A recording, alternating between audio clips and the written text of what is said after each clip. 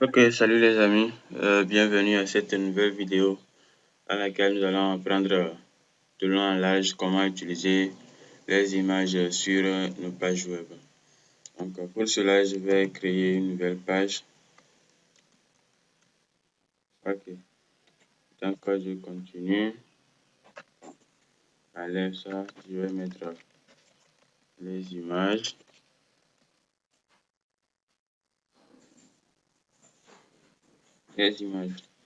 Ok, maintenant, je vais essayer de mettre un paragraphe. Je vais mettre du texte aléatoire. Ok.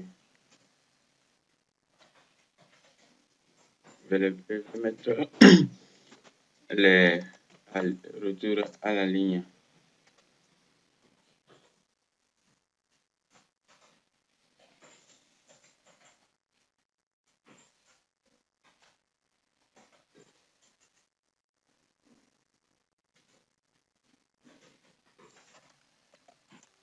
Ok.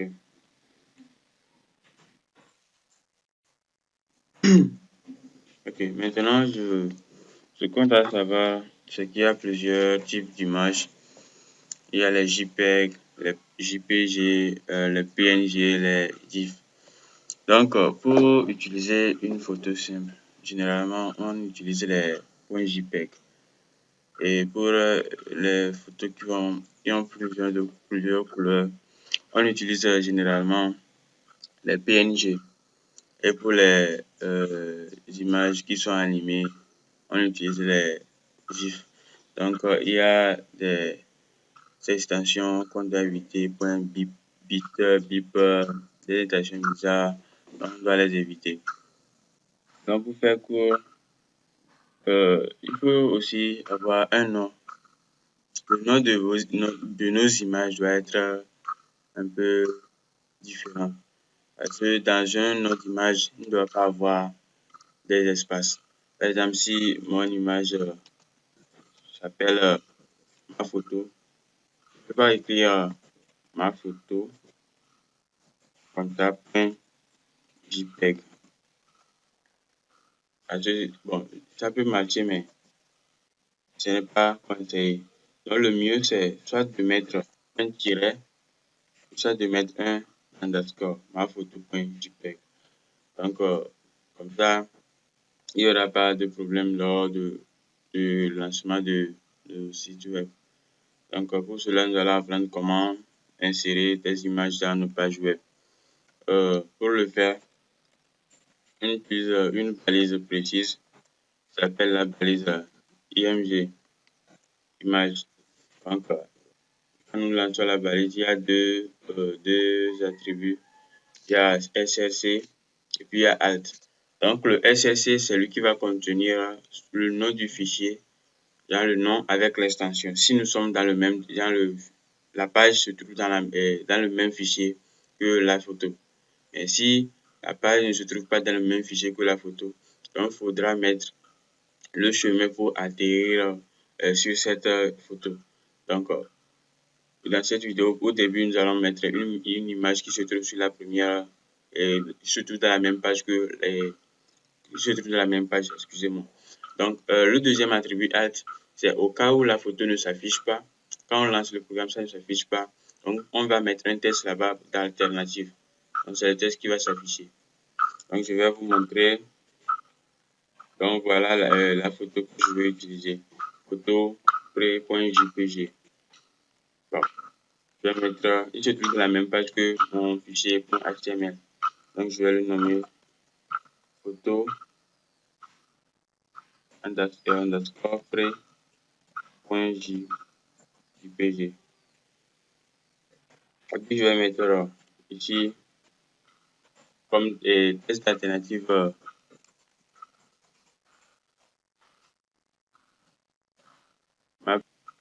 Mais bon, pour pouvoir mettre en évidence le fait que lorsque la photo ne s'affiche pas, c'est le test qui s'affiche, je vais mettre un nom de photo qui n'existe pas. Par exemple, je mets des photos pré.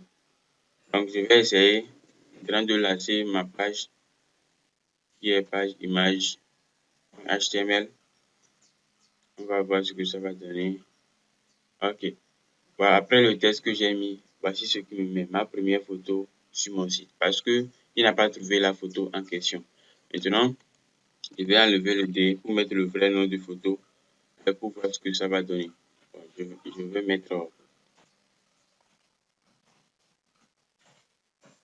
mettre dans un paragraphe. Donc, quand je lance, voilà. Donc, la photo s'affiche. Maintenant, ça veut dire que j'ai bien mis le nom de la photo. Maintenant, avant d'avancer, voici un dossier image dans lequel se trouve une image. Donc, je vais essayer de copier le nom de l'image. Et puis, on va essayer de mettre une photo qui se trouve dans le même dossier que notre page HTML.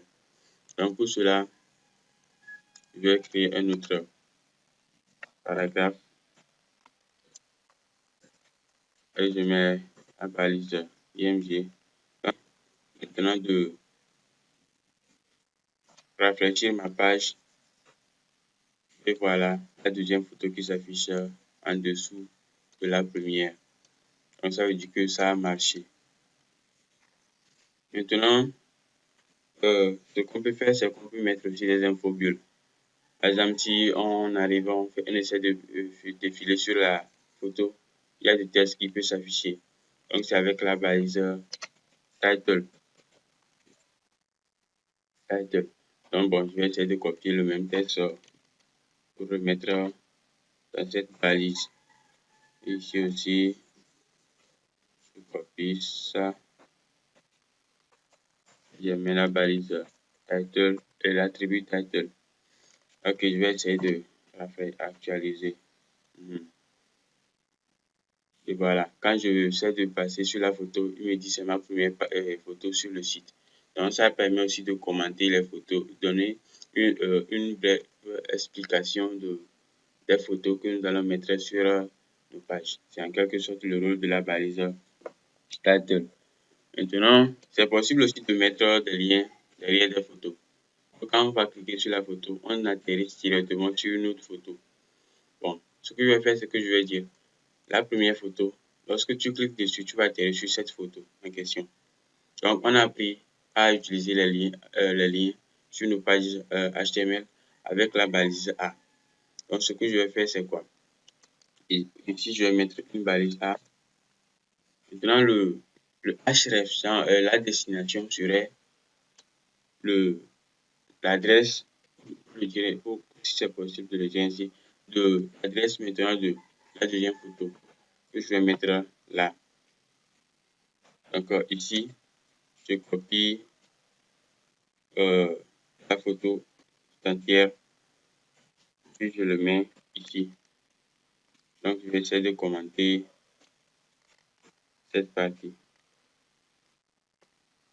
Donc, je vais actualiser ma page.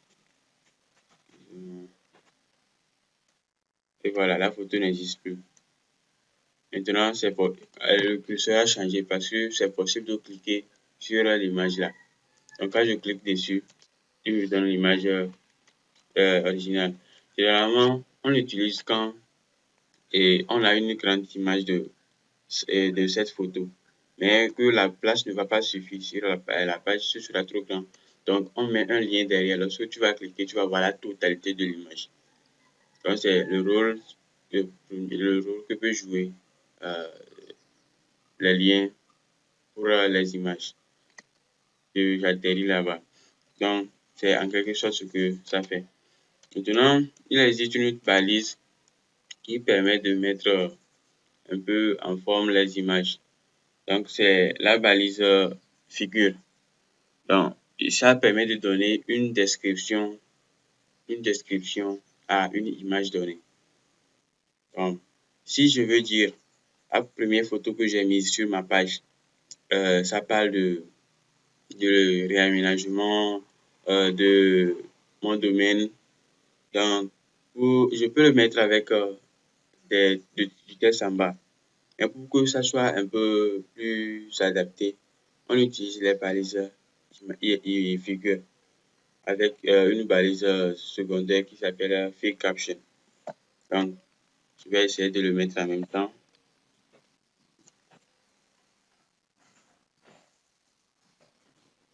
Figure, puis je copie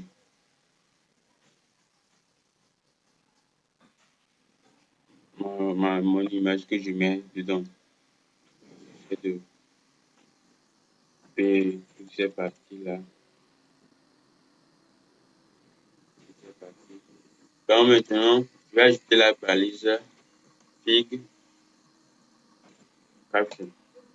Donc ici, je vais dire réaménagement de mon domaine personnel. Réaménagement de mon domaine personnel. Donc, cela, je vais juste dire que le texte que je mets ici est une description de la photo que j'ai mise. Donc, quand je vais essayer d'actualiser, voilà ce que ça met. Je me positionne en même temps le texte sous la photo que j'ai mise. Donc, c'est le rôle que peut jouer la balise figure. Quand on veut mettre, on veut donner une description précise de la photo en question.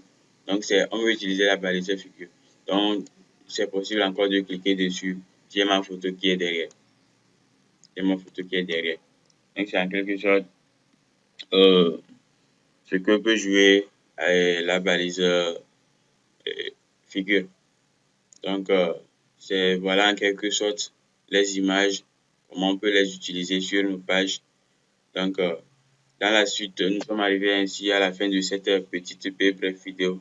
Donc, dans la suite, nous allons essayer maintenant mettre en forme nos pages. Parce qu'au début, j'avais dit que le HTML, c'est pour écrire du texte. C'est juste pour m'écrire le contenu. Maintenant, le CSS, maintenant, va venir nous aider à mettre en forme nos pages, à mettre en forme nos textes. Par exemple, positionner tout ce qu'il y a ici au centre. Bon, il y a une balise qui peut le faire aussi directement avec le HTML. La balise, je vais voir la balise Syntax. Donc, quand j'actualise, voilà, il positionne au centre. Mais bon, si tu veux positionner plus précisément le texte de ce côté et puis la photo de ce côté en bas, là où tu veux, tout ça, ça se fait avec du CSS. Donc, rendez-vous dans la vidéo suivante dans laquelle nous allons essayer de commencer à mettre en forme le texte et à mettre nos pages un peu plus jolies. Donc, merci.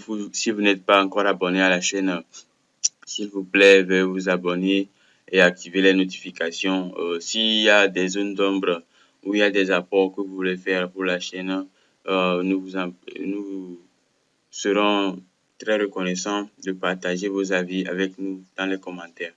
Ok, merci et à la prochaine.